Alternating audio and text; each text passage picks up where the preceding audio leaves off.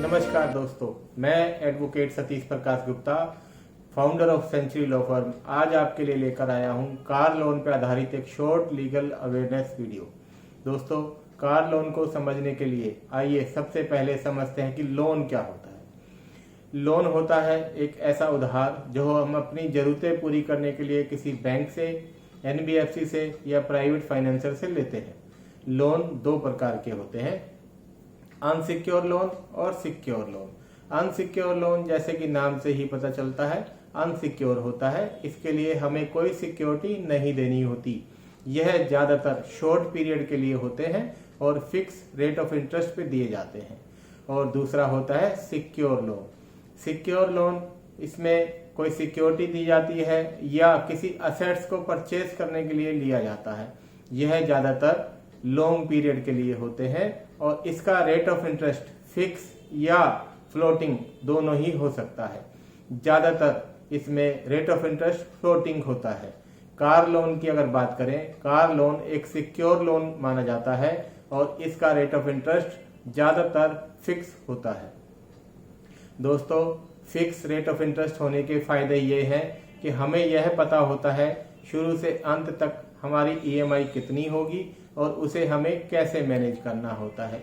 इसके विपरीत floating rate of interest के ये फायदे होते हैं, इन फ्यूचर यदि रेट ऑफ इंटरेस्ट कम हुआ तो आपकी ईएमआई घट जाएगी या आपका टेन्योर कम हो जाएगा। फ्लोटिंग रेट ऑफ इंटरेस्ट का एक डिसएडवांटेज यह है कि यदि आरओआई बढ़ गया तो या तो आपकी ईएमआई का अमाउंट बढ़ जाएगा या फिर आपका टेन्योर बढ़ जाएगा, जिसे कि अकॉर्डिंगली आपको मैनेज करना पड़ेगा। अब मैं आपको बताता हूं कार लोन में डिफॉल्ट की मेन वजह क्या होती है या क्या हो सकती है। इसमें सबसे पहली वजह होती है, यदि आप जॉब में हैं तो आपका जॉब छूट जाना, यदि आप बिजनेस में हैं तो आपका बिजनेस बंद हो जाना या उसमें लॉस हो जाना, कोई एक्ट ऑफ गॉड या कोई ऐसी बीमारी, कोई ऐसी वजह जो आपके हाथ में नहीं है जिसकी वजह से आपकी सोर्स ऑफ इनकम बंद हो जाए या कम हो जाए, तो आपके लोन में डिफॉल्ट हो सकता है। दोस्तों, यदि 3 ईएमआई जानी बंद हो जाए या डिफॉल्ट हो जाए तो अकाउंट एनपीए हो सकता है। एनपीए यानी कि नॉन परफॉर्मिंग असेट्स। ऐसे अकाउंट्स को बैंक, एनबीएफसी या private financer loan recall notice भेज देता है। लोन रिकॉल नोटिस आने पर आपका अकाउंट एनपीए कहलाता है और इसके बहुत सारे डिसएडवांटेज होते हैं। सबसे पहला तो आपका सिविल स्कोर इफेक्ट करेगा। फ्यूचर में कभी आपको लोन लेना होगा तो आपको लोन लेने में दिक्कत आएगी। दूसरा, आपको पीनल इंटरेस्ट चार्ज किया जाएगा, यानी कि दंड के तौर पे आपका इंटरेस्ट बढ़ा दिया जाएगा, जो कि आपको एक एडिशनल कॉस्ट के तौर पे पड़ेगा। फिर लीगल एक्सपेंसेस भी आपको देने पड़ सकते हैं। आपको अपने लीगल एक्सपेंसेस और फाइनेंसर या बैंक के लीगल एक्सपेंसेस भी आपको देने होंगे। तीसरा, प्री क्लोजर चार्जेस। बैंक आपसे प्री क्लोजर चार्जेस भी चार्ज कर सकता है। तो इन सब बातों से बचने के लिए कोशिश करें आपका अकाउंट एनपीए ना हो। यदि आपका अकाउंट एनपीए हो जाता है किसी भी वजह से, जो कि आप अपने कंट्रोल से बाहर है आपके, और आपका अकाउंट एनपीए हो गया, तो आप किसी अच्छे एडवोकेट से मिलें और अपनी कोई लीगल एडवाइस लें। अब मैं आपको बताता हूं, यदि अकाउंट एनपीए हो गया, आपने पूरी कोशिश करी, उसके बावजूद भी अकाउंट एनपीए हो गया, तो बैंक या फाइनेंसर के पास इसके लिए, इस लोन को रिकवरी के लिए क्या क्या रेमेडीज अवेलेबल है। सबसे पहले, बैंक या financer section 9 of arbitration and conciliation act के तहत डिस्ट्रिक्ट जज के पास रिसीवर अपॉइंट कराने के लिए एक एप्लीकेशन फाइल कर सकता है। इस एप्लीकेशन के तहत कोर्ट पहले तो एक्स पार्टी ऑर्डर पास कर दिया करती थी कि रिसीवर अपॉइंट हो जाता था और वह कार को रिकवर कर लेता था।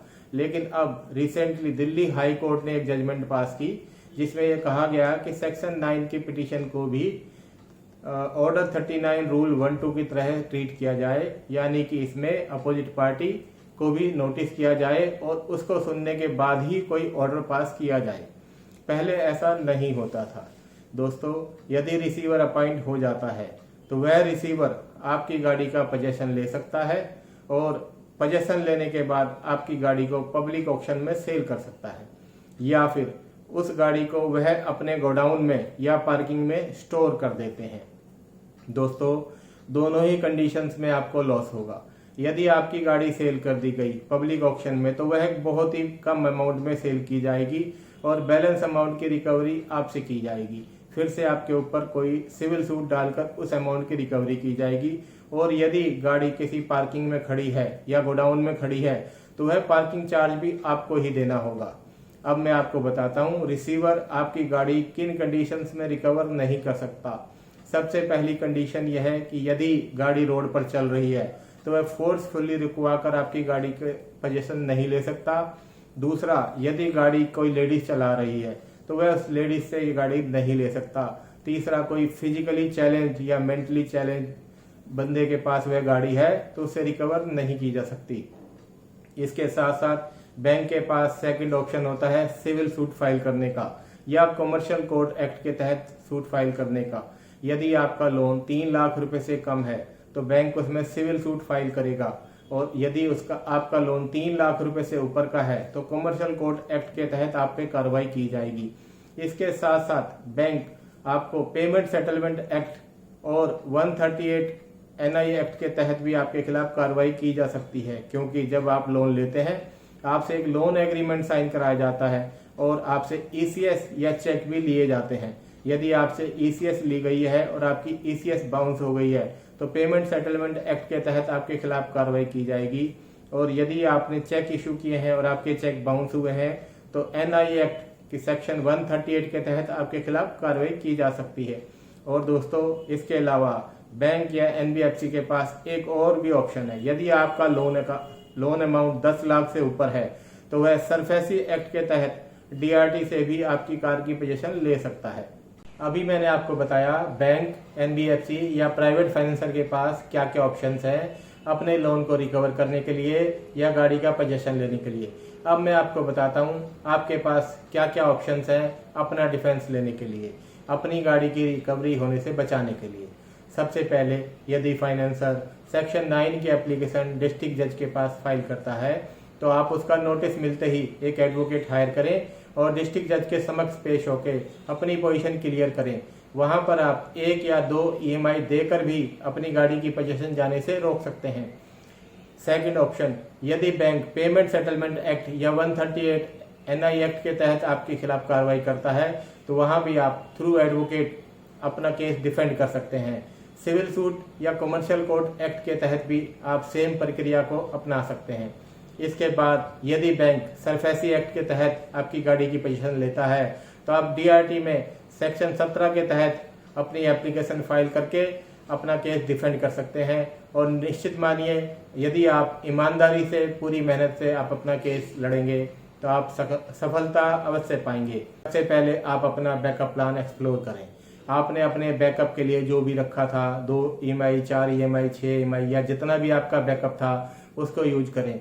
उसके बावजूद भी यदि आपका केस रिकवर नहीं होता है, आप रूटीन में नहीं आते हैं तो लीगल एडवाइस लें। आपके लीगल एडवाइजर आपको समय समय पर गाइड करते हुए आपको जितना समय चाहिए वो समय दिलवाएंगे। और यदि फिर भी आपकी पोजीशन ठीक नहीं होती है तो आप बैंक या NBFC या फाइनेंसर से सेटलमेंट की ऑप्शन एक्सप्लोर कर सकते हैं। सेटलमेंट के थ्रू आप अपने व्हीकल को स्वयं बेचें और उसका मैक्सिमम अमाउंट लेकर आप अपने लोन को सेटल करें ताकि आपको मिनिमम लॉस हो। इसके बावजूद भी यदि आपको कोई किसी तरह की कोई कमी रह जाती है तो आपके लीगल एडवाइजर आपको जरूर हेल्प करेंगे। उम्मीद करता हूं आपको यह वीडियो पसंद आई होगी। यदि यह वीडियो पसंद आई हो इसे लाइक करें, शेयर करें और हमारे चैनल को सब्सक्राइब करें। धन्यवाद।